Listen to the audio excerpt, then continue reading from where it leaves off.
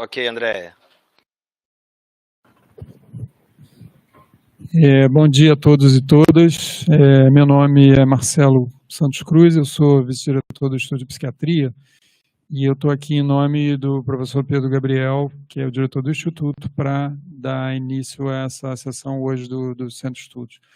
Como vocês sabem, o Centro de Estudos é a atividade acadêmica mais importante do Instituto de Psiquiatria, é um espaço de interlocução, né, dos saberes e apresentação do que tem sido produzido, né, não só no Instituto de Psiquiatria, mas também em outras instituições. A gente tem as pessoas que estão presenciais e tem pessoas que estão assistindo também pela internet enfim, é um espaço extremamente importante. Eu vou passar, então, a palavra agora ao professor Alexandre Valença, que vai coordenar a sessão de hoje.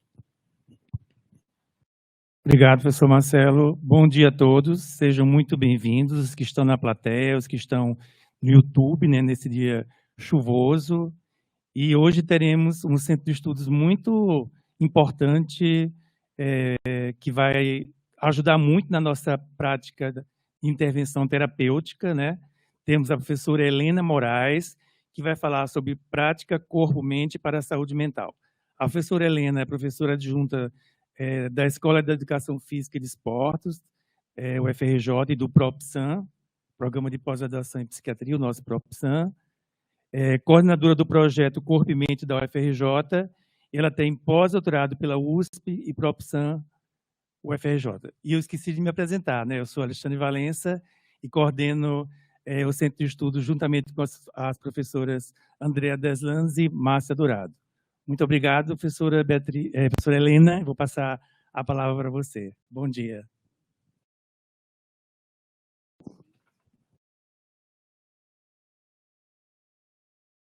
Oi, bom dia a todos. Está funcionando, né?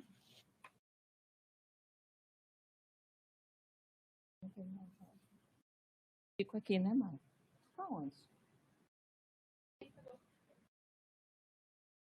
Bom dia a todos. É um prazer muito grande estar aqui no Centro de Estudos, né? A gente participa do Centro de Estudos enquanto é mestrando, enquanto doutorando, e depois que a gente vira professor, né? Está aqui apresentando nossos dados, é realmente um momento muito especial. Eu sou professora nova aqui no PROPSAM, então estou iniciando o meu grupo de pesquisa e vim trazer para vocês esse tema, que é um tema do qual nós estamos começando a investigar, né? É um tema de nosso projeto de extensão que nós temos, né, aqui tanto no IPUB quanto na Escola de Educação Física. E eu trabalho com exercício físico e saúde mental já há muitos anos, junto com a professora Andrea Deslandes, e tem em torno de 8 anos, 9 anos, que eu comecei a me envolver com as práticas corpo-mente, com as chamadas práticas integrativas corporais, né, que eu vou apresentar aqui para vocês, que têm explicações neurofisiológicas, neuropsicológicas e até psicológicas, emocionais em si, diferentes do contexto do próprio exercício físico dito.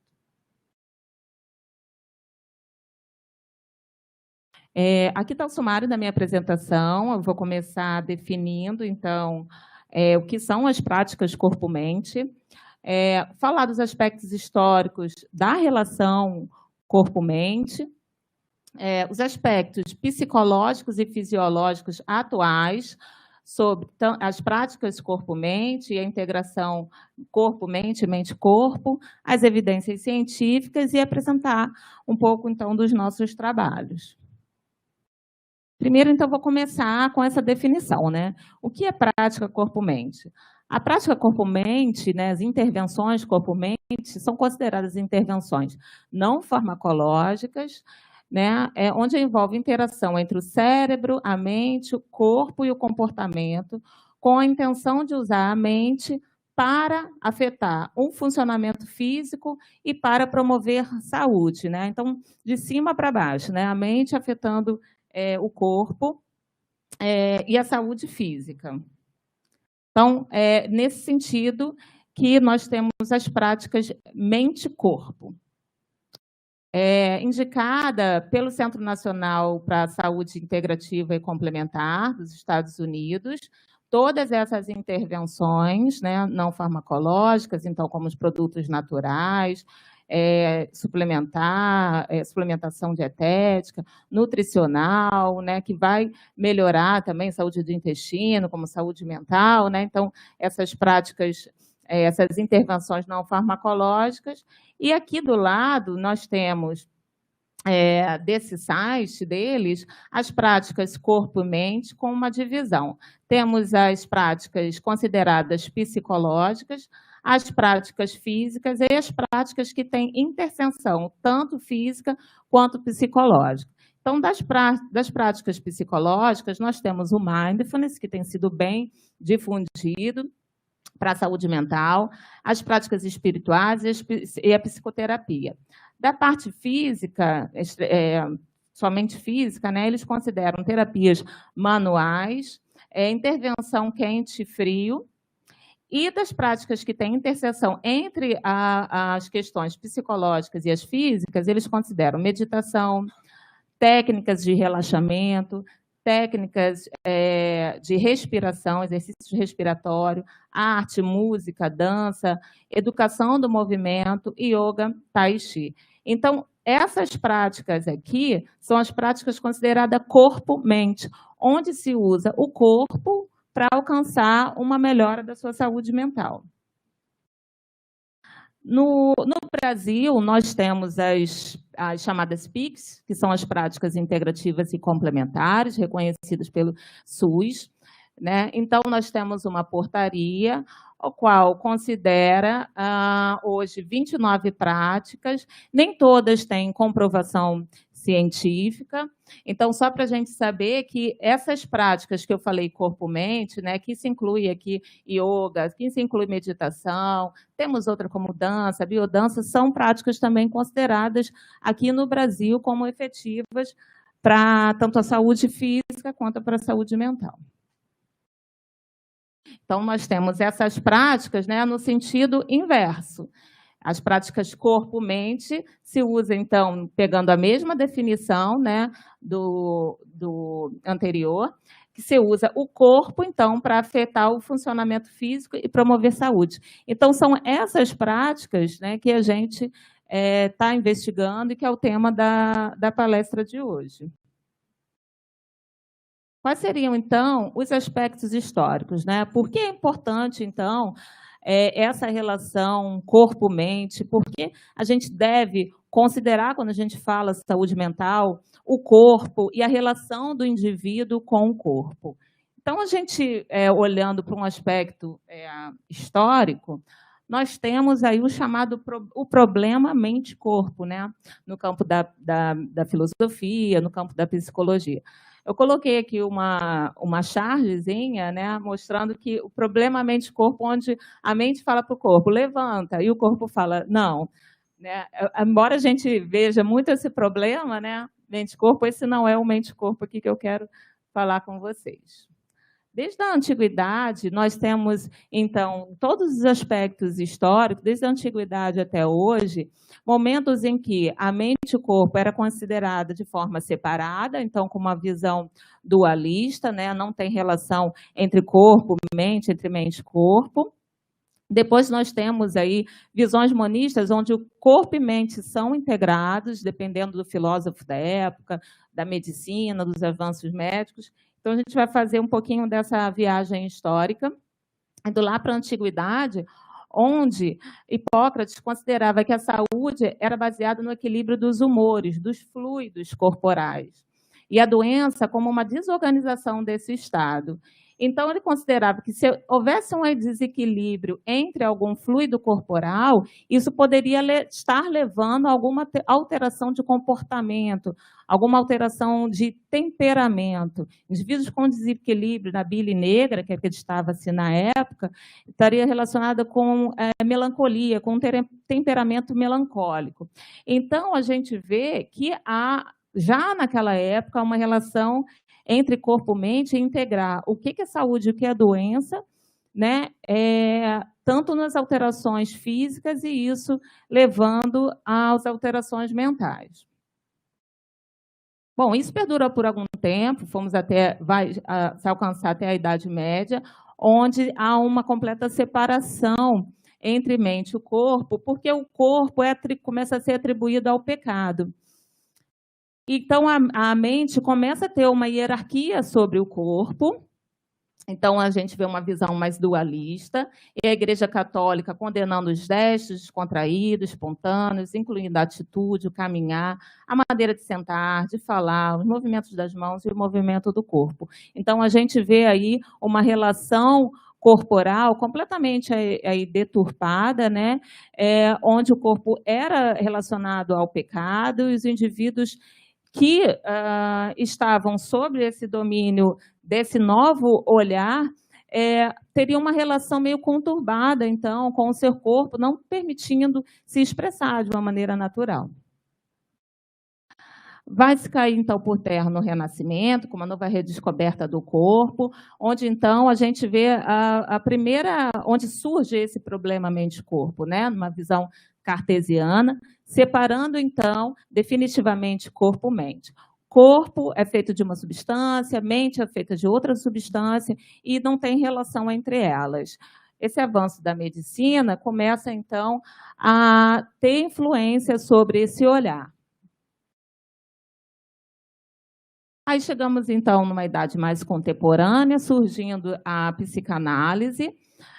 Para Freud, o eu é corporal, o eu e o corpo estão estruturados, os conflitos do inconsciente afetam o corpo, e o conceito do corpo vai além do somático, sendo coerente com a história do próprio sujeito. Então, começa a ter uma base para o surgimento também da psicossomática, e aí, de uma vez por todas, temos uma integração corpo-mente, passa a se considerar que esse indivíduo tem um corpo, e Darwin coloca para a gente que as emoções são expressadas pelos músculos do corpo e da face, sejam elas hereditárias ou adquiridas, e que são fundamentais para o comportamento adaptativo e, consequentemente, para a sobrevivência. Então, sentimos a emoção no corpo, e isso é muito importante para a nossa sobrevivência, expressar essas emoções.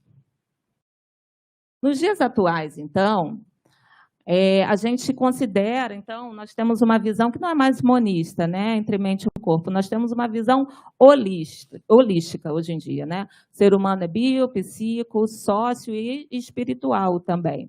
Então, temos uma visão ampla, onde tudo isso vai se integrar. Nós já temos um reconhecimento, né, pelo DSM, de transtornos que estão completamente sendo afetados com o corpo, onde considera-se as alterações físicas como os principais para diversas sintomatologias, né? Nós temos o transtorno disfórmico corporal, transtorno obsessivo-compulsivo, transtornos alimentares, transtornos de escoriação, tricolotilomania, transtorno de ansiedade com muitas alterações somáticas e os próprios transtornos de sintomas somáticos e relacionados. Então, nós vimos os aspectos históricos, mostrando que essa visão holística é uma visão atual, apesar de tudo, a visão hoje ter sido ainda está muito influenciada com as questões do passado, não é? Então, existe ainda essa relação corpo-mente sendo influenciada, por exemplo, pela religião do indivíduo, como as crenças dele, não é? O que ele acredita ser de importante para sua saúde física, sua saúde corporal e sua saúde mental. Quais seriam, então, os aspectos psicológicos e fisiológicos dessa relação corpo-mente, aproveitando, então, o avanço da neurociência, né? O que a neurociência hoje pode nos dar de evidências científicas para que a gente acredite nessa relação, para poder suportar essa relação mente-corpo? Pegando, então, primeiro os aspectos psicológicos, na visão da psicoterapia, a psicoterapia, então, passa a ser algo que não é somente ser resolvido pela fala, né? Existe a psicoterapia corporal, muito influenciada por Reich, né, numa visão assim, bem diferente da época, né, apesar de toda a polêmica, foi a primeira pessoa no qual começou a considerar o corpo para a psicologia, né? Dizendo que quando uma pessoa tem sua energia bloqueada para seu próprio uso, ela deixa de ser plenamente senhora de si, perde sua capacidade de autorregulação. E a Lowen, né, que é o pai da teoria bioenergética, diz que estar cheio de vida é respirar profundamente, mover-se livremente e sentir com intensidade, né? Obviamente, a intensidade adequada àquele sentir. Então, traz para a gente aspectos psicológicos, nos quais as práticas corpo, né, as influências do corpo, são capazes de afetar a mente. Os aspectos psicológicos, aos poucos, também foram introduzidos nos indivíduos, né, nas áreas, nos profissionais que atuam no corpo, começando, então, a trazer para eles que existe um cérebro, que existe a mente, né, então, bem influenciado por Feldenkrais, na época, dizendo que um cérebro sem um corpo não poderia pensar. E Thérèse Betterrat, nosso corpo somos nós, é a nossa única realidade perceptível, não se opõe à nossa inteligência, sentimentos, alma, ele os inclui e dá-lhes abrigo, né? Então, vem trazer para a área da fisioterapia que existe uma mente, existe ali um indivíduo por trás, né, com tudo aquilo que foi influenciado na sua infância e que vai estar ali permeando para desenvolver couraças musculares, tensões musculares, hábitos respiratórios diferentes, posturas diferentes, né? Então, o fisioterapeuta e todo profissional do corpo, aí entendendo que existe uma mente ali atrás, por trás daquele sujeito que deve ser considerada. Isso é bem influenciado porque o que Darwin já dizia, né? Quando as nossas mentes estão particularmente perturbadas, também o movimento do nosso corpo o estão. Então, as pesquisas começaram a ser desenvolvidas, tentando explicar como que a intervenção no corpo pode influenciar a mente, como que o corpo vai ter essa relação mente, por mais que já se acreditasse nisso, e hoje em dia a gente acredita muito nisso, ainda há pouca evidência científica, tanto neurofisiológica, quanto os artigos de meta-análise que eu vou mostrar mais para frente, para poder suportar algo que a gente já acredita de forma empírica. Esse estudo é muito interessante, e eles desenvolveram com mais de 700 participantes, diferentes regiões do mundo e diversas culturas. Então, esses indivíduos, eles tinham que colocar num software onde eles sentiam as emoções. E também colocar num gráfico com qual intensidade eles sentiam aquelas emoções e aqueles sentimentos, né? De raiva, de ansiedade, de depressão. E o que eles queriam ver e realmente viram? Que as emoções são culturalmente universais. Então, as pessoas, elas sentem todas as emoções no corpo, mais ou menos no mesmo lugar, mais ou menos com a mesma intensidade. Então, por exemplo, aqui, vamos pegar a depressão, com uma intensidade, sentindo uma energia negativa, então, com cores mais escuras, sentindo alterações no peito, na região do peitoral, né? A ansiedade com mais atividade, com mais ativação na região temporal, do peitoral. Isso, então, de forma subjetiva. Então, parece que sim, né? Sentimos isso de igual forma, por sermos seres humanos. Às vezes, a gente tenta esconder essas emoções, mas elas estão lá sentidas, né? E percebidas no nosso corpo. Eu gosto sempre da charge, né, do Charlie Brown, que é o personagem mais depressivo dos quadrinhos, né, que ele fala, esta é minha postura de deprimido. Quando você está deprimido, o jeito que você fica faz muita diferença. A pior coisa que você pode fazer é ficar ereto e levantar a cabeça, porque aí você começa a melhorar. Então, se você acha legal ficar deprimido, você está naquela vibração da depressão, você tem que ficar assim, né? Isso é da Charge lá, né, na década de 50, ainda bem antiga, do Charlie Brown, do Snoopy, e isso parece que a gente sabe, né? A gente olha a postura da pessoa, a gente sabe que o corpo fala, mas ainda há uma escassez científica aí por trás. Então, uma pesquisadora de Harvard, chamada Amy Cuddy, que é muito polêmica, né, que é muito famosa, tem TED, tem livros, ela começou a estudar, então, as posturas. Ficar numa postura, né, Higher Power Pose, ela está aqui até fazendo a postura da Mulher Maravilha. Se eu abro o meu peito, se eu levanto a minha postura, será que isso vai ter influência na minha mente, na minha emoção, no meu comportamento? E ela diz que sim, desenvolveu algumas pesquisas, numa delas ela viu que as pessoas que faziam ali 5 minutos ou um tempo de algumas power poses tinham aumento de testosterona, né, um hormônio que te dá ativação, que te dá energia, e uma baixa do cortisol, né, que naquele momento estaria relacionado com o estresse. Então, diminuindo o estresse e dando aí energia para poder estar numa apresentação, estar na frente das pessoas, ir para um trabalho, estar numa entrevista de emprego. Então, é muito difundida essa pesquisa no meio científico em relação a isso.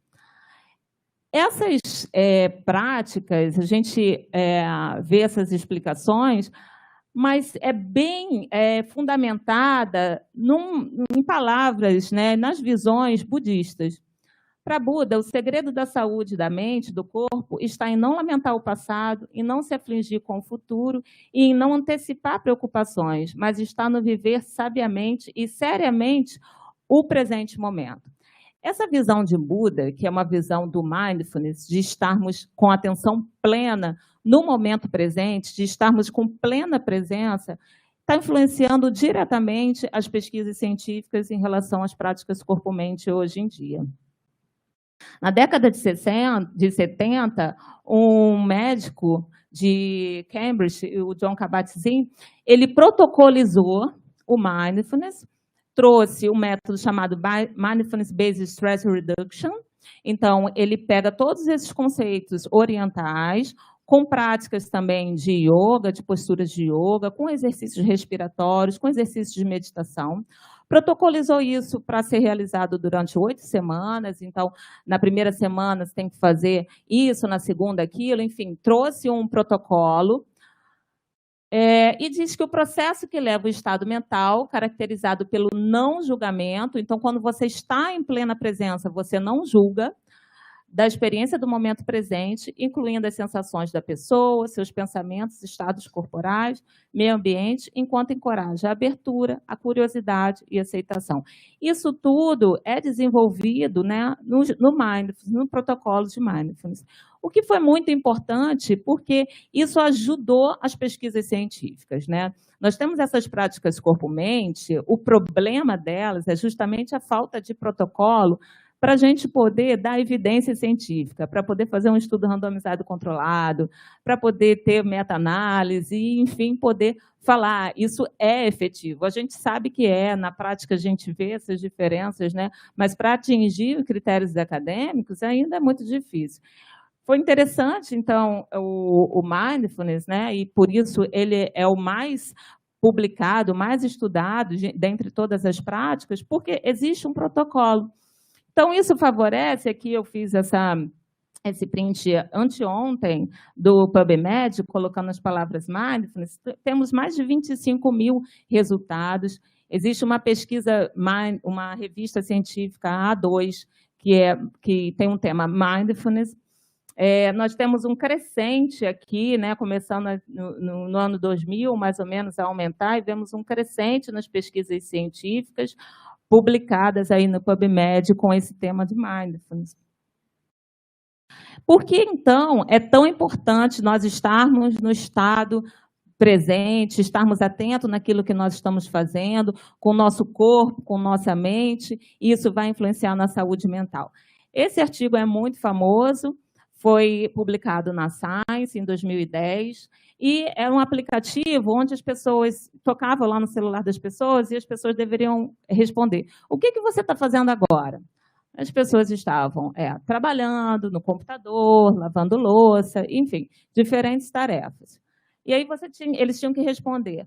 A sua mente, ela está naquilo que você está fazendo ou sua mente está vagando? 50% das vezes, a mente vaga. Então, aqui na minha, depois que eles concluíram, né, aqui na minha fala, 50% do tempo a mente de vocês vai vagar para outro lugar e vai voltar para cá. Então, as pessoas falavam, minha mente está vagando. E, normalmente, o que eles perceberam é que quando a mente está vagando, né, quando você não está prestando atenção naquilo que você está fazendo no momento, a sua felicidade, você vaga para pensamentos desagradáveis. Algo que você está preocupado com algo que vai acontecer, ou você está pensando em uma coisa ruim que aconteceu no passado. E numa escala de 0 a 100, você não está feliz. Então, a conclusão é que a nossa mente vaga. Isso é uma conquista cognitiva. A habilidade de pensar sobre o que não está acontecendo é uma conquista cognitiva nossa, dos seres humanos. Mas isso tem um custo emocional, porque normalmente a mente vai vagar para situações não prazerosas, né, não desagradáveis, e isso traz a infelicidade, né? Então, a conclusão é uma mente que vaga, é uma mente infeliz. Isso dá margem, então, para o mindfulness. Temos, então, muitas pesquisas hoje em dia. A prática do mindfulness, né, que é esse protocolo que eu trouxe para vocês, ou uma meditação baseada no momento presente, tanto eu prestando atenção no meu corpo, quanto eu prestando atenção no que está em minha volta, de uma forma bem aberta. Isso traz mudanças neurofisiológicas e até neuroanatômicas. Então, tem bastante pesquisa mostrando isso. Aqui é uma figura de um artigo de revisão, mostrando as áreas que estão sendo vistas, né, que aumentam tanto a substância cinzenta quanto a substância branca do cérebro, com a prática de mindfulness, né? Então, o córtex pré-frontal, a ínsula, o córtex somatosensorial. E eu destaco a atenção para a área da ínsula. A ínsula é uma área do nosso córtex que ela está relacionada com a interocepção, que é a nossa capacidade de perceber as nossas sensações. Eles mostraram que, nesse estudo aqui de Harvard, da pesquisadora Sara Lazar, que a ínsula, né, ela está aumentada nos indivíduos que praticam mais meditação. Então, isso quer dizer que quanto mais meditação eu pratico, mais eu ativo a minha ínsula, ela pode aumentar de tamanho, né, o aumento da substância cinzenta, e eu estou me percebendo cada vez mais. O nome disso é interocepção. Então, vamos ao primeiro aspecto fisiológico que vai responder aí essa relação corpo-mente, a importância da relação corpo-mente. Primeiro aspecto que eu quero destacar é a interocepção, que é a nossa capacidade de perceber as transformações do estado interno do nosso corpo. Como está a minha frequência cardíaca? Como está a minha frequência respiratória? Como estão as minhas tensões musculares? Eu estou com alguma dor? Eu estou com dor em algum lugar? Isso já é considerado um sexto sentido. Assim como nós temos a visão, a audição, o olfato, o tato, o paladar, os 5 sentidos, nós também temos o sentido interoceptivo. E isso pode ser desenvolvido com essas práticas. Então, você sente uma dor ou você percebe a sua frequência cardíaca, essa percepção sobe via sensorial, por nervos sensoriais para o seu tálamo, vai atingir a ínsula, e aí você percebe conscientemente o que você está sentindo, você pode fazer algumas outras associações. Essa é a relevância. Então, por que praticar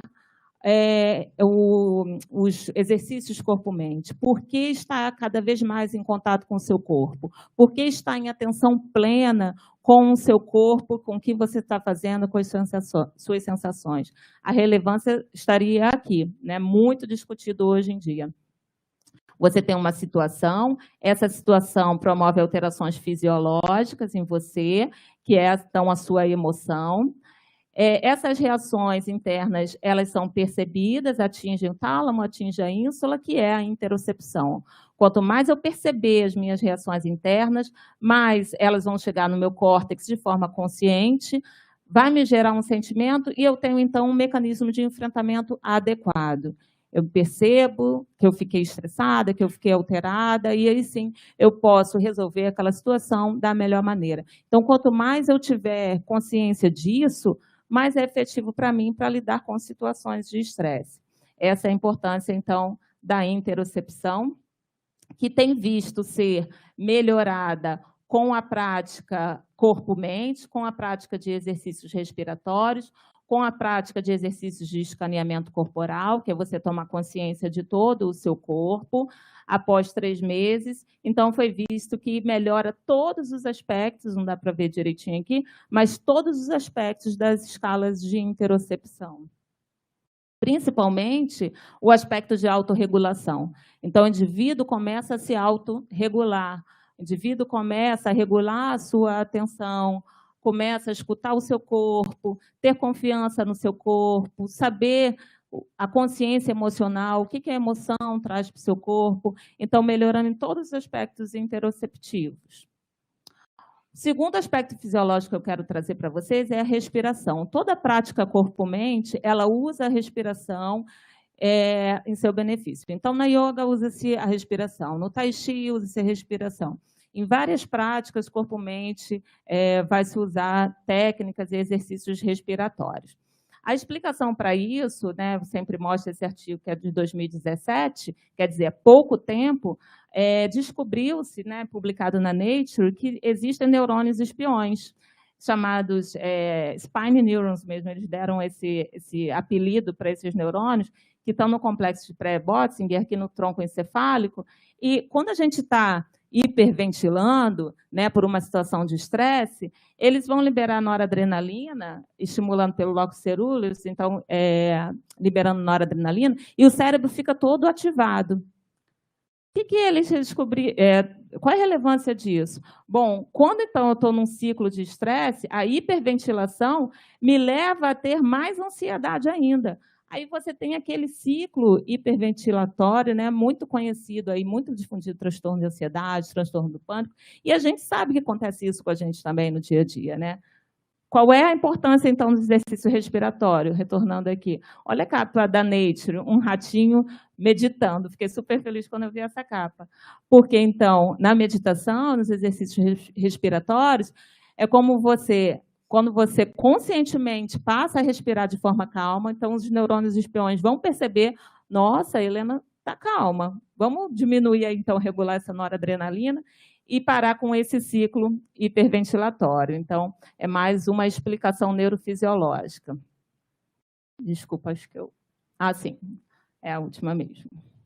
Existem outras explicações neurofisiológicas, porque os estudos mostram aumento de noradrenalina, de dopamina com a prática de yoga nidra, aumento de GABA, que é um neurotransmissor inibitório, né, com a prática também de yoga, tanto após uma sessão, quanto com o efeito crônico de uma sessão. Aumento do tônus vagal, melhora da variabilidade da frequência cardíaca. Existem muitos estudos hoje em dia dando a explicação neurofisiológica para essas práticas. Mas eu só trouxe poucos, né, por causa do tempo. Quais são as evidências científicas? Quando a gente fala de evidência científica, a gente procura estudo randomizado e controlado ou meta-análise. Bom, se a gente está falando de práticas corpo-mente, né, são as práticas que englobam isso tudo, então, como eu disse anteriormente, protocolizar isso é muito difícil, né, colocar isso numa área de laboratório, né, dentro onde as pessoas vão ser testadas, isso é muito difícil. Mas já se vê um esforço para isso. Aqui é um estudo randomizado e controlado, publicado no JAMA, que compara 102 pessoas, então foi um artigo de 2 anos, né, feito com vários grupos, 102 pessoas que fizeram MBSR, um protocolo de mindfulness, e um grupo que usou esse citalopram. Então, o objetivo era comparar as duas intervenções em adultos com transtorno de ansiedade. Então, eles viram que os dois foram capazes de reduzir os sintomas de ansiedade, medido por escala, após 8 semanas, e depois que acabavam as 8 semanas, esse efeito era duradouro, sem diferença entre os grupos. Isso deu uma robustez e foi bastante divulgado, né, para considerar o mindfulness para transtorno de ansiedade. Na yoga, o que nós vemos também, eu trouxe uma meta-análise, a yoga ela tem protocolos muito diferentes um dos outros. As aulas de yoga são muito diferentes uma das outras, então eu vejo que há ainda uma escassez nisso, embora a gente sinta, né, a melhora da depressão, da ansiedade, do estresse após as aulas de yoga, mas quando a gente vê, os estudos ainda são poucos. Essa meta-análise foi desenvolvida com yoga, depressão e ansiedade. Vejam que estudos randomizados e controlados são poucos, então cada linha aqui é um estudo. Ele viu um efeito significativo para yoga, né, um efeito moderado para depressão, para os sintomas de depressão. Cada artigo utilizou um tipo de yoga diferente. Para a ansiedade, tem menos artigos ainda, e o efeito foi muito menor do que encontrado para o tamanho de efeito encontrado para a ansiedade. E esse artigo é novo, é de 2023. Eu encontrei também uma meta-análise de exercícios corpo-mente no TEPT, então, no transtorno de estresse pós-traumático. Então, esse estudo aqui, ele já pega diversas intervenções corpo-mente, vê uma resposta significativa para os praticantes de mindfulness, para depressão, para menor, mas significativa para ansiedade. O que eles concluem que 60 a 150 minutos por sessão, durante 8 a 16 semanas, é efetiva, de mindfulness, é efetiva para TEPT, para transtorno de estresse pós-traumático.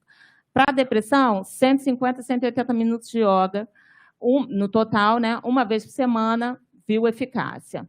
Para a ansiedade, não houve estudos randomizados, controlados, elegíveis. Então, a gente vê que ainda há uma escassez para a gente mostrar a evidência científica. Então, para finalizar, não sei como é que eu estou com o tempo, tá bom? Está tranquilo? Para finalizar, então, eu trouxe os trabalhos que a gente está desenvolvendo aqui na UFRJ. Para começar, então, eu trouxe o que a gente desenvolve, o que meu grupo, né, a gente está começando a desenvolver em relação à pesquisa. É um grupo novo, né, chamado Grupo da Relação Corpo-Mente na Saúde Mental. E a gente tem, basicamente, 2 linhas de pesquisa com as minhas alunas que já estão aí no probatório do mestrado. Então, uma é ver os efeitos da prática corpo-mente na interocepção, que é aquilo que eu falei para vocês, né? A percepção do estado interno do corpo. Como que isso é medido? Isso é medido através de questionários, onde o indivíduo responde lá de uma forma, né, subjetiva o quanto que ele está se percebendo em relação ao corpo. E é medido também de uma forma objetiva, para ver a acurácia daquilo. Como é que isso é realizado? Com testes com eletrocardiograma ou a avaliação da frequência cardíaca de uma forma simples, com um frequencímetro, basicamente, onde, né, de uma forma bem resumida, você pergunta para o indivíduo, quanto você acha que está a sua frequência cardíaca agora? E aí conta um tempo e ele vai responder um número. E aí você verifica se aquela frequência cardíaca que ele respondeu, daquele tempo, né, tanto 20 segundos, 40 segundos, quantos batimentos cardíacos ele teve, você verifica se ele tem uma resposta acurácia, se ele acertou como que está a frequência cardíaca dele. Basicamente, né, expliquei de uma forma bem rápida, esse é o teste, o Heartbeat Test, né, que é utilizado para a gente medir a acurácia dessa interocepção. E também a gente mede o quanto que ele está consciente daquilo. Existem também análises feitas pelo eletroencefalograma, onde vai comparar a atividade eletroencefalográfica com a atividade eletrocardíaca.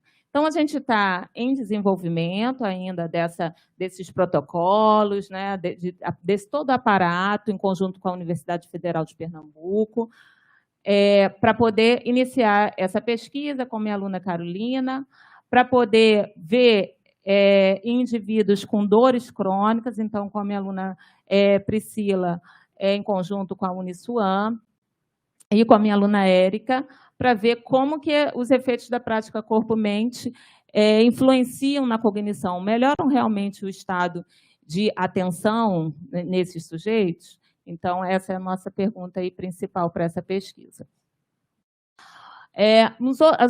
Uma outra linha de pesquisa é em relação ao corpo-mente nos pacientes com câncer. Então, tenho 2 alunos, né, o Roberto e a Sabrina, que é médica oncologista. Então, o nosso objetivo é ver como que é essa relação e essa capacidade interoceptiva no paciente com câncer, né, que muda completamente quando ele descobre o câncer, com o avanço do tratamento.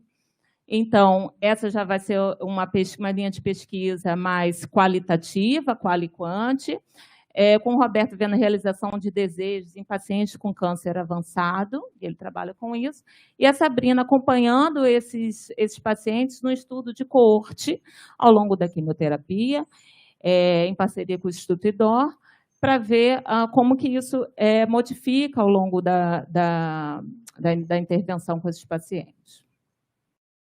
Para finalizar, eu trouxe os projetos de extensão.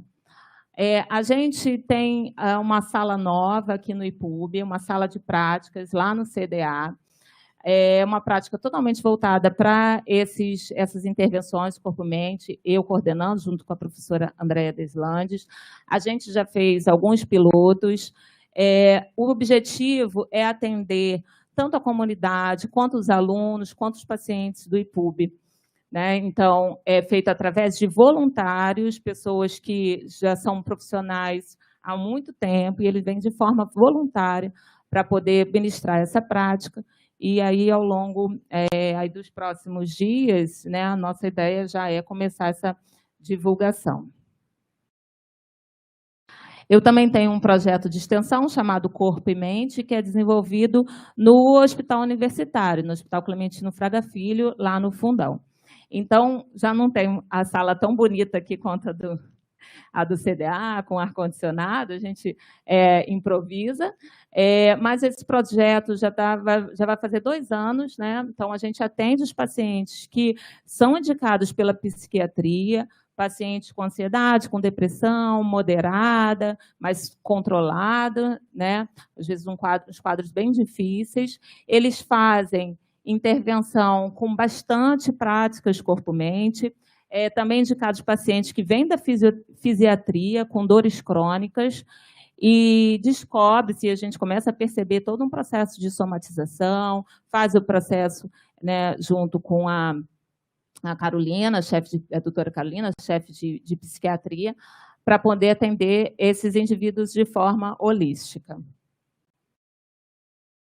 A gente, então, vê uma ansiedade moderada, totalmente um descontrole de obesidade, de estar acima do peso, as insatisfações corporais, as dores crônicas nesse paciente. E o nosso objetivo é desenvolver a interocepção.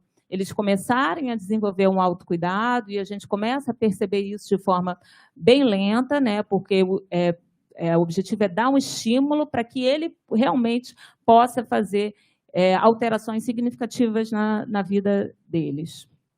Então, a gente começa a se perceber melhor, eles começam a monitorar o medicamento, começam a reduzir seus próprios medicamentos, um autocuidado, autorregulação, bem-estar, começam a procurar ajuda e acaba tendo também no grupo uma sensação, né, um sentimento de pertencimento de grupo. Então, onde faz toda a diferença na vida aí desses pacientes. Bom, então eu finalizo a minha apresentação com essa frase que eu gosto muito. A maior parte do nosso estresse e da nossa ansiedade vem da desconexão com os nossos corpos. Quanto mais sólido você estiver em seu corpo, menos estresse e ansiedade experimentará. Então, a ideia das práticas corpo-mente é trazer essa solidez, é fazer com que o indivíduo comece a perceber de forma assertiva o seu corpo, as suas sensações, de estar presente no seu corpo, né? E eu espero ter influenciado vocês também para começarem a fazer práticas corpo-mente, né? Que são bem importantes para a nossa saúde mental. Quero agradecer o convite de estar aqui. Aqui são meus contatos, meu e-mail, Instagram do projeto, o meu grupo, né, de pesquisa. Então, espero que na próxima vez a gente traga bastante evidências científicas para poder trazer aqui para vocês e cada vez mais acreditar nessa intervenção não farmacológica, né, adicional ao tratamento farmacológico, óbvio, para melhora significativa da saúde mental. Obrigada.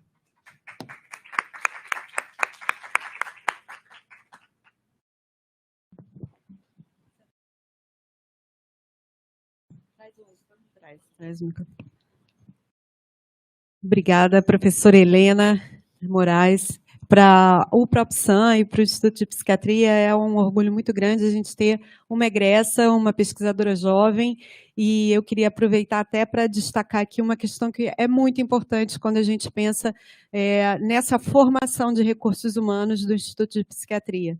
Então, a professora Helena Moraes, assim como vários outros alunos do PropSan, fizeram mestrado, doutorado aqui no programa de pós-graduação em Psiquiatria e Saúde Mental. Alguns foram depois fazer o pós-doutorado fora, outros fizeram também, além de você ter ficado um período na Alemanha, ter feito o pós-doc na USP, também fez o pós-doc aqui, né? E logo depois conseguiu se inserir como uma professora adjunta da Universidade Federal do Rio de Janeiro. Então, essa nossa capacidade de formação de recursos humanos que já estão inseridos dentro da universidade, né, contratados, e que também hoje já fazem parte do nosso programa de pós-graduação. Então, isso é muito importante e muito bonito. A gente fica muito feliz de ver essa rápida inserção dos nossos alunos dentro das universidades e com essa capacidade de nucleação, que já é coordenadora de um laboratório de pesquisa e tem essa tríade da universidade, que eu acho que é muito difícil para o professor universitário conseguir dar conta de todas as demandas que existem na universidade, de pesquisa, de ensino e de extensão. E então, ver uma professora tão jovem conseguindo fazer tanto a pesquisa, quanto o ensino, quanto a extensão, é um orgulho muito grande para a gente. Eu acho que esse tema é um tema que cada vez ele é um tema mais quente, mais importante. A gente acabou de vir semana passada do Encontro Nacional dos Programas de Pós-Graduação de Psiquiatria da USP, e nós, algumas tendências, elas têm sido muito destacadas dentro dessa psiquiatria e da saúde mental, que é uma psiquiatria e saúde mental muito mais inclusiva, né, muito mais aberta para outras possibilidades, obviamente também de utilização de tecnologia digital, mas de pensar em outras formas de cuidado. E eu acho que essa palestra da professora Helena, ela é uma área muito importante e cada vez mais crescente dentro, né, da literatura, e a gente entende que isso pode ser, né, nos próximos 20, 30 anos, uma área dentro do Instituto de Psiquiatria, para que o Instituto de Psiquiatria se torne uma referência também nessa área de psiquiatria e estilo de vida, né? Eu acho que isso é um desejo também do Instituto de Psiquiatria e do nosso programa, assim como a iniciativa das linhas de psicodélicos, como a gente tem também hoje com o professor Tiago Arruda, com o professor Marcelo Cruz e com todos os outros pesquisadores, o professor Daniel, que também vem investigando essa área de psicodélicos, que também é uma área bem importante. Inclusive, o professor Tiago tem colaborações também, né, contigo dentro do projeto. Eu acho que é bastante importante também a gente mostrar essa possibilidade que hoje o Instituto de Psiquiatria tem dentro dessa área de intervenções de mente e cérebro. Eu acho que essa sala dentro do Centro de Doença de Alzheimer, dentro do CDA, muitos ainda não conhecem, mas a professora Helena mostrou, ela acabou de ser inaugurada, a gente tem atividades de segunda a sexta e com várias possibilidades para que vocês façam essas atividades também. Então, a professora Helena falou que essas atividades serão para os alunos, para os estudantes de graduação e pós-graduação da UFRJ, né? Também para a comunidade, porque a gente precisa também estar aberto à comunidade, então, os pacientes e pessoas do entorno, os discentes, né? Mas eu queria também aqui dizer que a gente também tem horários que podem ser feitos para os docentes e para o staff. Então, residentes, os médicos, enfermeiros, pessoal de limpeza, de administração, secretarias. Então, a gente já tem, por exemplo, uma atividade 8h30 da manhã, toda quarta-feira, que é uma atividade de meditação, onde as secretárias dos programas de pós-graduação estão começando a frequentar, né? A gente tem, na quinta-feira à tarde, uma atividade que é em parceria com a Divisão de Cultura, Esporte e Lazer da UFRJ e o Programa de Esporte e Lazer, que eles realizam atividades de yoga toda quinta-feira. Ontem foi a primeira aula, as 3 turmas lotadas, inclusive com fila de espera, para alunos de graduação, de pós-graduação, de diferentes cursos da UFRJ. Então, nós tivemos aqui desde relações internacionais até educação, alunos de vários cursos. Então, vocês que estão aqui no auditório, né, vocês fiquem assim, muito à vontade para conhecer esse projeto e, quem sabe, participar de algumas das atividades. Nós temos, por exemplo, na sexta-feira, logo depois do Centro de Estudos, uma atividade que é um yoga restaurativo, né, que é para a comunidade e que é uma atividade belíssima, meditação em movimento com o professor Tiago, meditação, yoga, hatha yoga. Então, são várias atividades que estão sendo desenvolvidas. Então, aproveitar que a gente está aí com bastante tempo para a pergunta, enquanto vocês começam a se movimentar com as perguntas. Tem muitas perguntas? Que bom. Vamos começar, então, aqui com as perguntas. A gente tem quase 100 pessoas assistindo, né, pelo YouTube, muitos elogios, muitas pessoas agradecendo, dizendo que a aula foi incrível, super didática, um tema super importante. E nós temos, então, uma pergunta, não sei se você quer ir respondendo uma a uma. Eu vou fazer a pergunta primeiro aqui do YouTube, depois eu abro para vocês, tá? Então, a primeira pergunta no YouTube são as práticas corpo e mente. O Luiz pergunta se as práticas corpo e mente têm ligação com a teoria de inteligência emocional. E a Camila Damasceno pergunta se atualmente a ciência também já mostrou que a falta do ócio, devido a diversos estímulos, faz diferença em relação à genialidade e produtividade. Como fica a questão de mindfulness em relação a isso? Então, você responde essas duas, a gente abre aqui, tá? E aí depois a gente volta para o YouTube e vai fazendo essa divisão.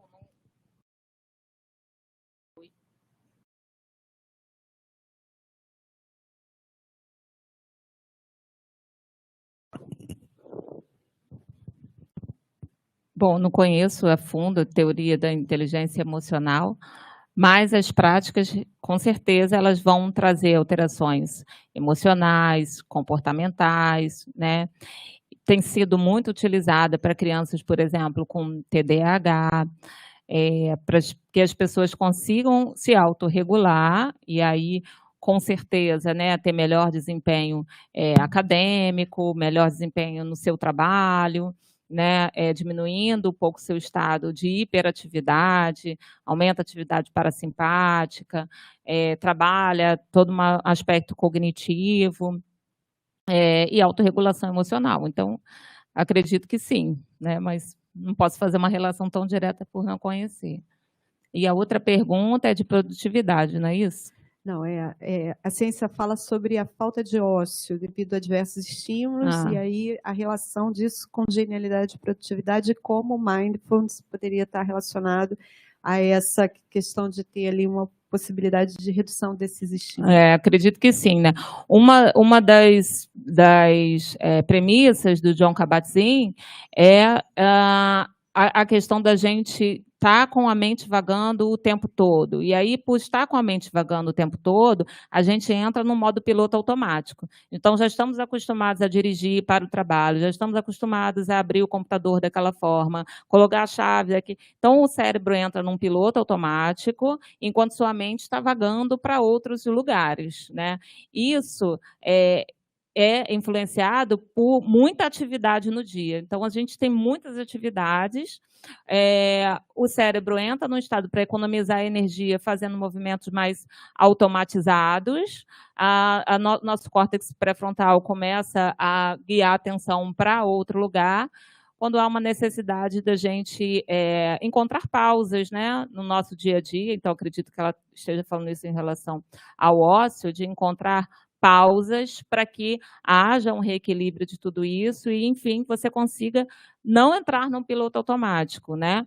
Que é uma tendência natural, é começar a fazer as coisas com mais atenção, com mais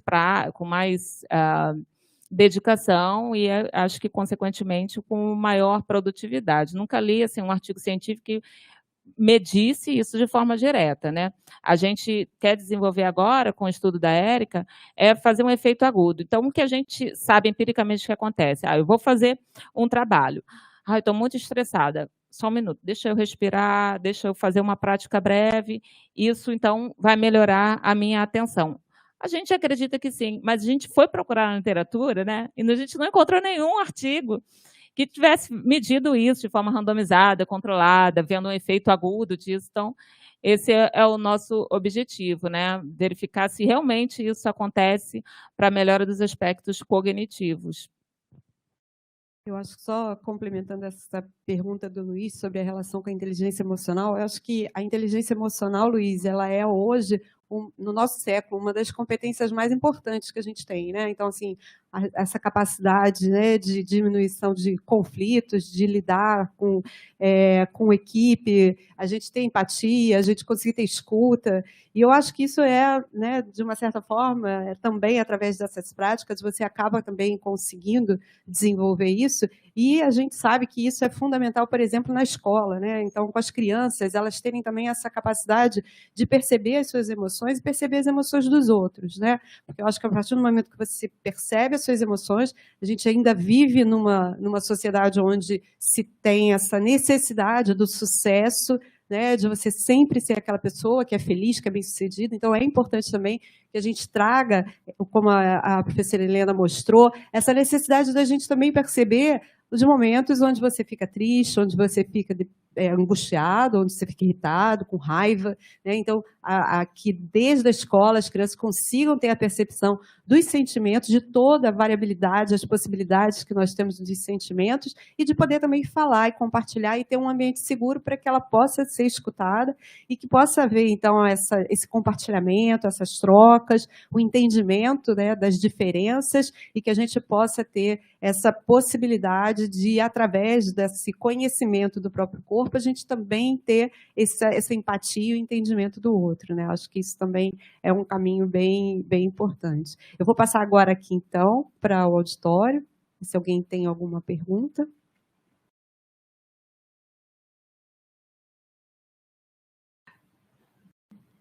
O que a gente tem percebido é que, normalmente, o pessoal do YouTube acaba tendo muito mais, né, vontade de fazer pergunta. Vou seguir por aqui. Se depois vocês tiverem mais perguntas aqui, fiquem à vontade.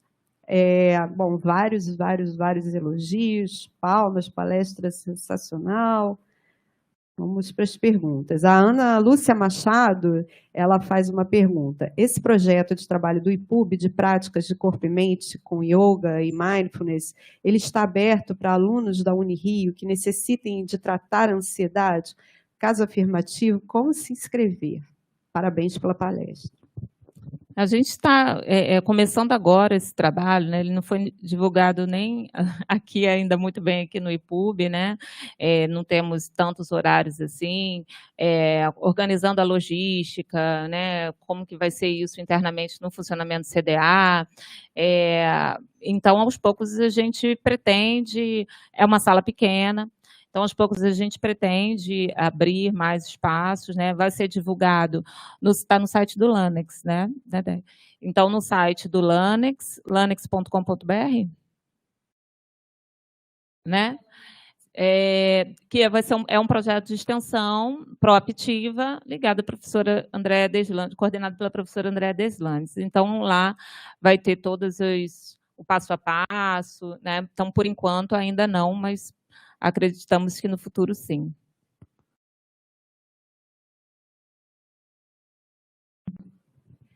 Inclusive, Ana Lúcia, eu acho que essa é uma questão bastante importante que nós aqui na UFRJ, a gente cada vez mais discute, e existem várias discussões também com a CAPES e com o CNPq sobre a saúde mental do estudante. Então, esse é um ponto que você fala, então, da saúde mental dos estudantes.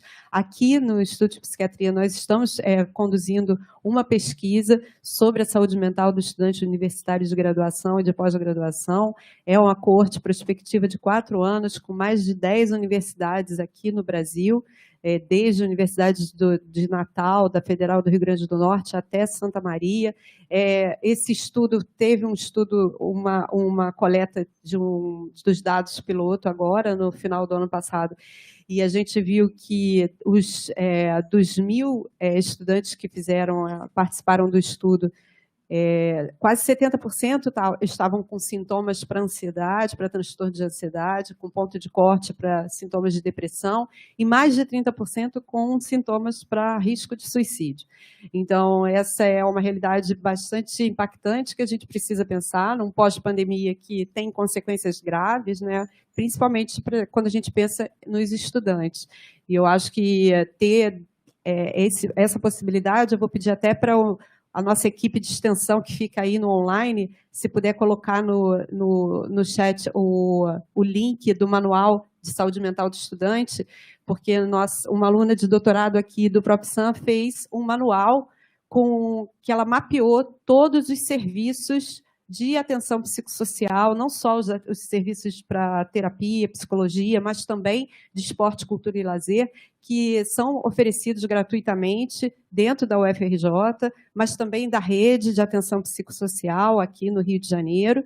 Então, esse é um manual que foi feito, é um manual lindo, é um manual super bacana, está também no site do Instituto de Psiquiatria. E tem o Manual 2, que também foi feito por alunos do PropSan, que fala sobre estilo de vida e saúde mental. Então, existem vários temas que estão sendo abordados, porque existem muitas possibilidades para a gente tentar melhorar a saúde mental através do estilo de vida.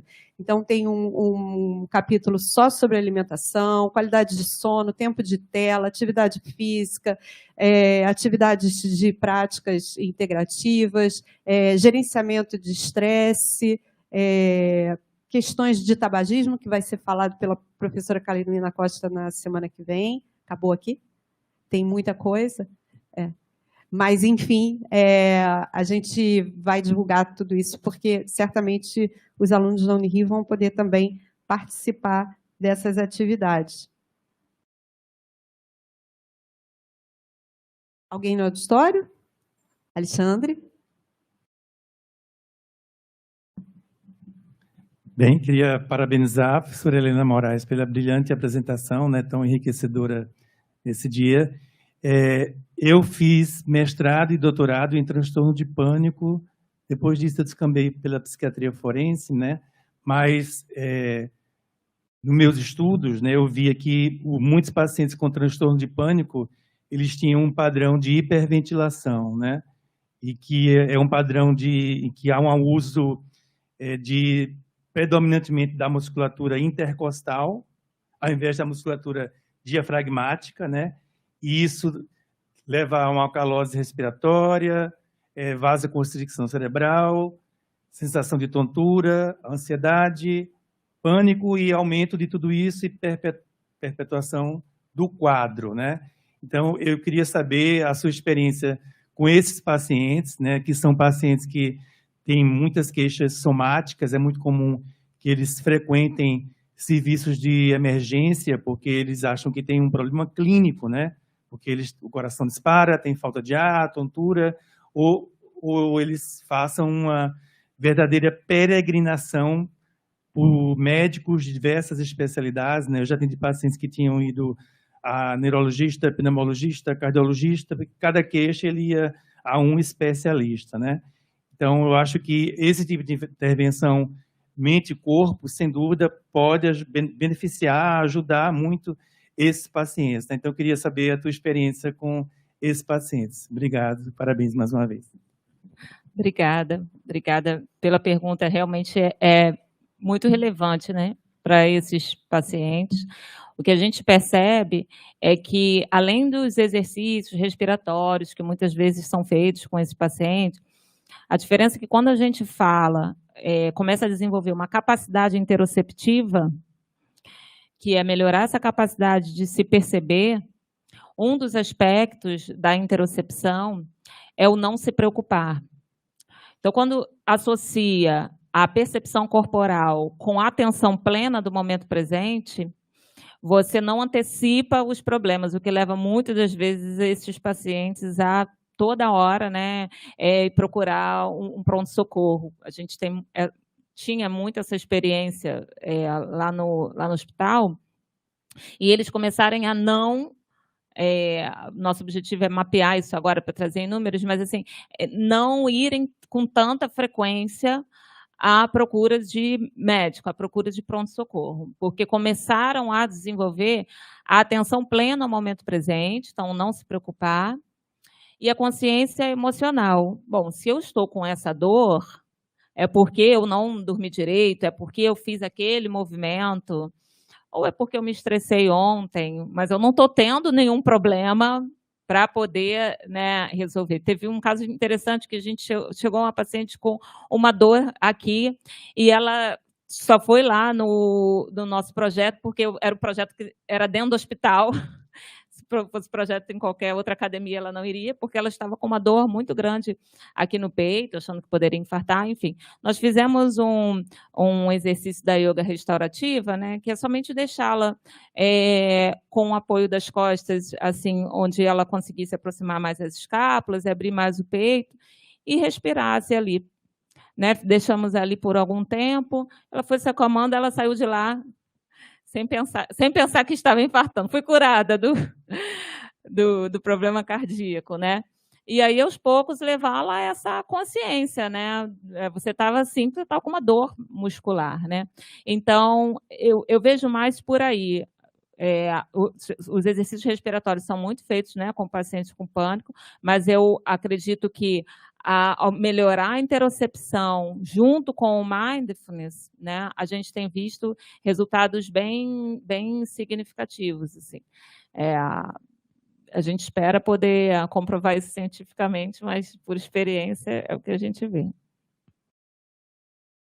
Eu acho que é uma outra questão também bem interessante nessa pergunta do Alexandre, é que a gente desenvolveu aqui, junto com o Laboratório de Pânico e Agorafobia, do professor Antônio Giginardi, vários estudos, inclusive um estudo randomizado controlado, e eles foram publicados com exercício físico, né? E aí, no caso, o exercício físico é aquele mais tradicional, de caminhada na esteira, e os pacientes com pânico e agorafobia. E os resultados foram incríveis, assim, tanto os resultados de efeito agudo, de efeito crônico. Então, imediatamente depois, eles tiveram redução de sintomas de pânico e agorafobia, de ansiedade e cronicamente também.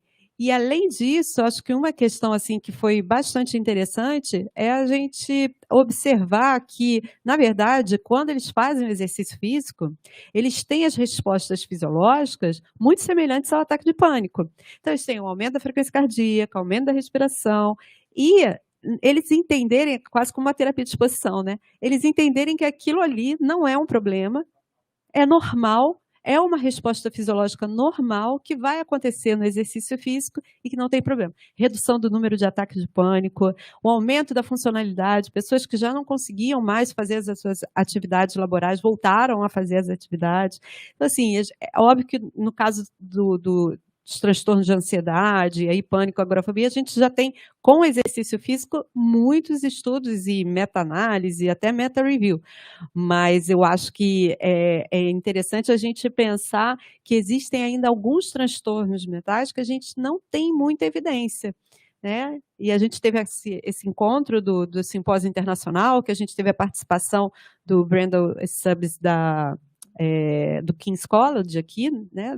E ele falou sobre isso também, né? Que a gente tem poucas evidências, por exemplo, com alguns transtornos, como, por exemplo, os transtornos alimentares, né? Anorexia, bulimia, transtorno de estresse pós-traumático, transtorno obsessivo-compulsivo. Então, são áreas que a gente ainda tem pouca evidência. A gente tem muita evidência para depressão, ansiedade, os transtornos neurocognitivos, mas para esses outros transtornos a gente precisa de mais investigação. Então, é uma área aí que ainda tem muito a ser investigado. Alguém aqui no auditório quer fazer alguma pergunta? Quer? Você fez assim? Não foi para mim? Não? Então, peraí.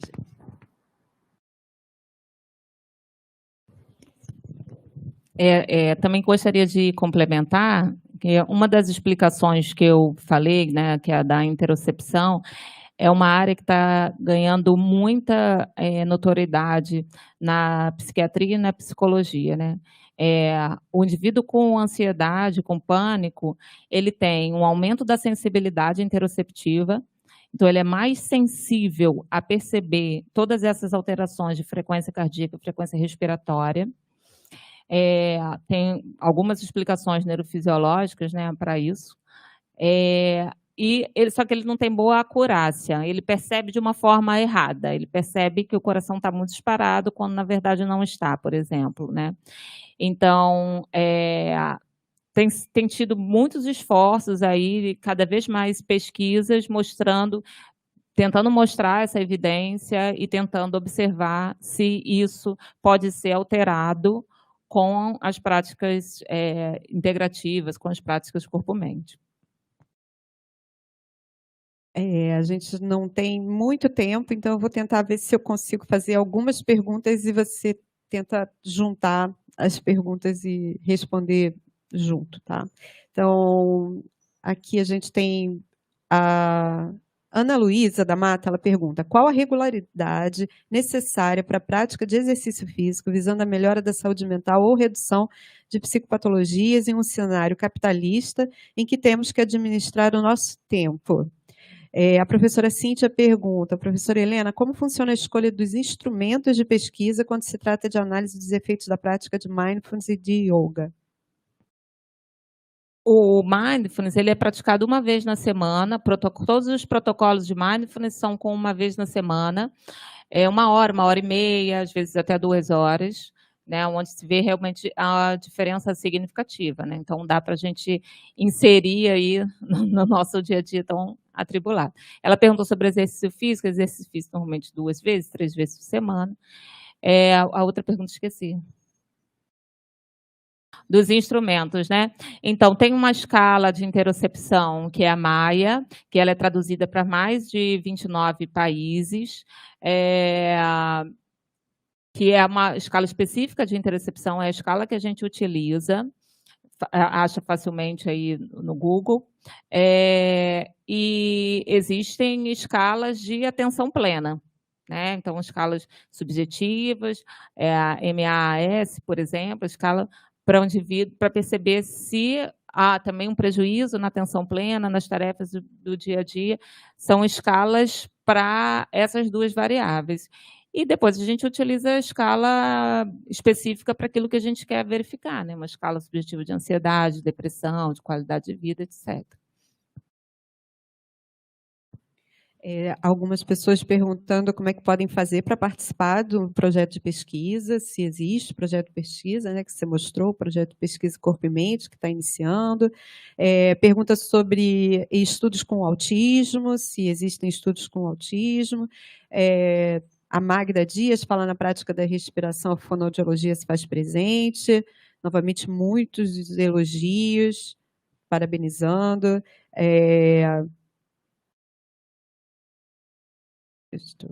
Bom, acho que pode responder. Pode me mandar um e-mail, né, helenasmorais@gmail.com, para saber sobre pesquisa. E autista, tem muita coisa com autista em interocepção.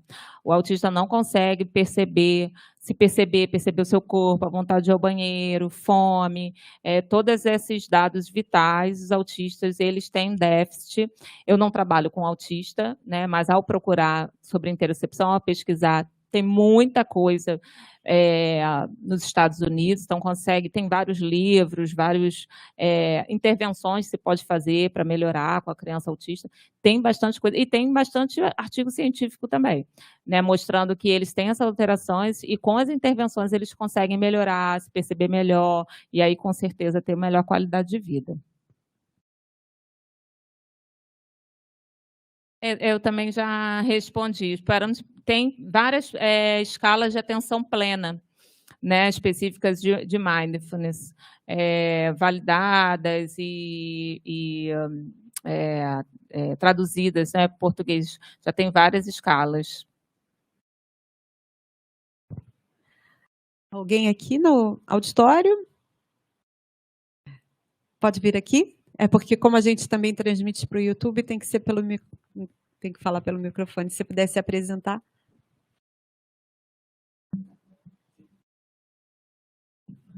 Aqui mesmo? Bom dia, meu nome é Gabriel, sou graduando de Psicologia aqui do FRJ. Eu demorei para vir perguntar, porque eu estava com um pouco de vergonha e estava anotando a pergunta. Um dos meus focos de estudo na psicologia, dentro das ciências da cognição, é a cognição 4E. Eu não sei se é uma abordagem com a qual todos estão familiarizados. O Francisco Varela, um biólogo, começou essa abordagem.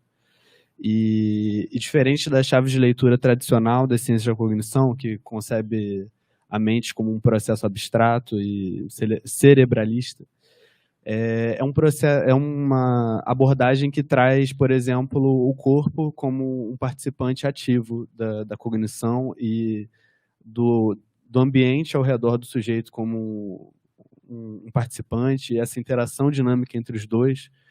O que eu queria perguntar era se esse paradigma participou ou participa da sua pesquisa em algum grau, ou quais são os paradigmas que você mais utiliza. Enfim, é isso. Obrigado.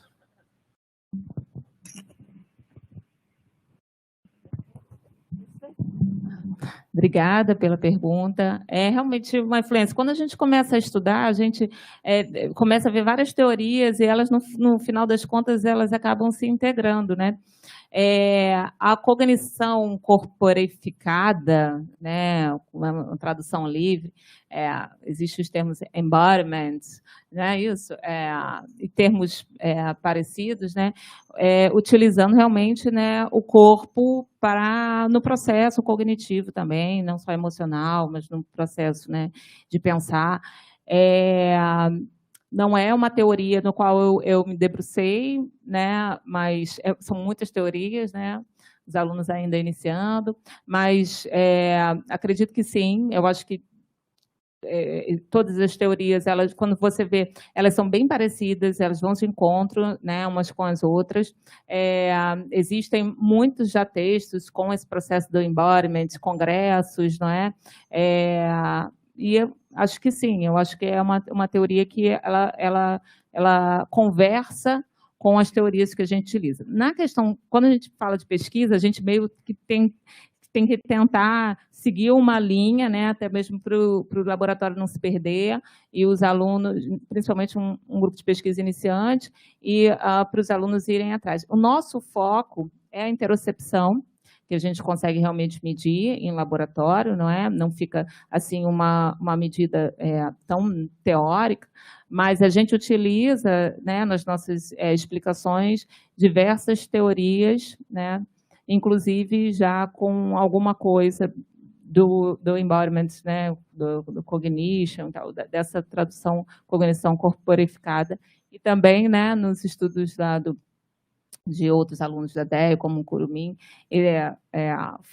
tentando fazer uma relação com esses tipos de teorias.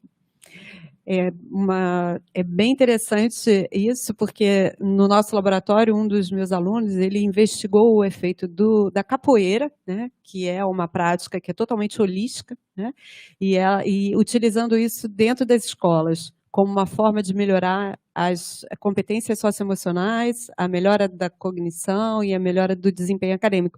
E aí, nesse sentido, existe uma teoria que é bastante interessante, depois, se você quiser, a gente conversa um pouco sobre isso, que é a Physical Literacy. E nessa Physical Literacy, a gente vai falar sobre, e também uma outra teoria, que é uma teoria de integração do movimento, que ele fala que o nosso, né, o ser humano, ele tem um movimento desde que ele nasce, que é uma forma que ele utiliza para sentir, para transformar, para experimentar e para se conectar com ele mesmo, com o outro e com o ambiente. Então, a partir do momento que a gente tira essa questão do movimento de uma forma muito, né, só estética ou desempenho, e a gente passa a entender que o movimento é uma forma natural para que a gente possa ter se sentir, experimentar, transformar e conectar, né, conosco, com o outro e com o ambiente, passa a ser uma forma totalmente diferente de pensar no movimento desde a escola, né? Então, eu acho que talvez possa ser bem interessante, se você quiser, depois a gente conversa. E que bom que a psicologia está vindo para cá para participar. Chame mais os seus colegas para virem também para fazer essa troca. Obrigada, viu? Eu só queria rapidinho complementar. Quando a gente faz algumas intervenções de escola, levando a percepção do corpo, a gente vê muito isso. A gente vê as crianças que não participam, por exemplo, da aula de educação física, e isso às vezes está relacionado com uma falta de desempenho acadêmico, né? Crianças que estão ali naquele calor infernal da escola pública, no verão, sem ar-condicionado, mas de casaco, porque tem alguma questão, né, corporal, e eu acho que a educação física é uma área ali, que está ali na escola, que é muito promissora para poder trabalhar como que essa criança se relaciona com o corpo, e isso influenciando, então, em vários aspectos emocionais e cognitivos. Infelizmente, por conta do nosso horário, nós vamos ter que finalizar, mas antes de finalizar, eu quero convidar, então, o professor Marcelo Cruz, que é o nosso vice-diretor, ele vai fazer alguns comentários e vai encerrar essa sessão.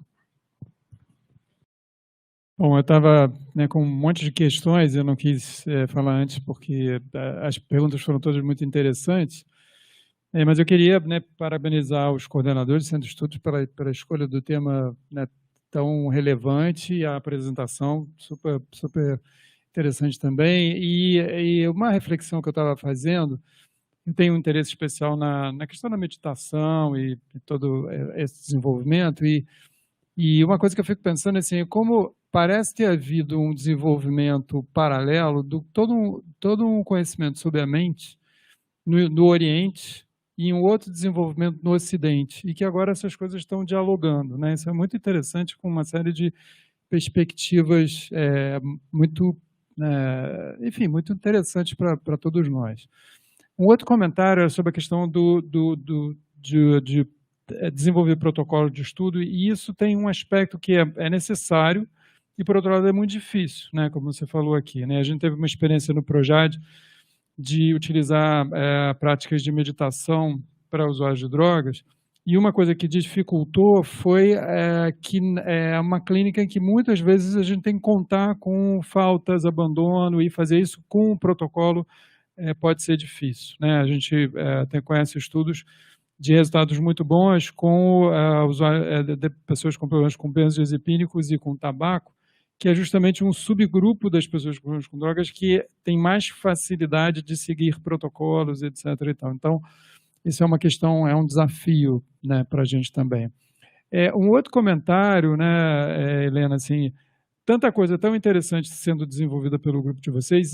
Eu sei que existem algumas outras práticas corporais sendo desenvolvidas no IPUB, né, o Projad tem algumas coisas também. E aí eu acho que é muito importante da gente conversar, né, da gente poder conversar, talvez estabelecer um dia que possa haver uma jornada, um centro de estudos em que os vários práticas possam dialogar. E mais do que isso, da gente fazer uma divulgação interna sobre os serviços que a gente está oferecendo, inclusive para os próprios, né, funcionários, né, a gente saber, né, e aí contar com a direção para fazer essa divulgação, né. Então, basicamente é isso. Aí a Andrea me deu aqui o privilégio de divulgar o próximo Centro de Estudos, então eu queria convidar a todos para o Centro de Estudos da semana que vem, que vai ser com a doutora Carolina Costa, que também é do do Projad. O título é A Roupa Nova do Rei, cigarro eletrônico é mesmo mais seguro ou mais do mesmo, né? Então é um outro tema que é muito relevante, né? Toda essa discussão que existe sobre a questão do tabaco e da questão de como a indústria do tabaco está apresentando o cigarro eletrônico. Então, na próxima sexta-feira, 10h30. Obrigado. Obrigada,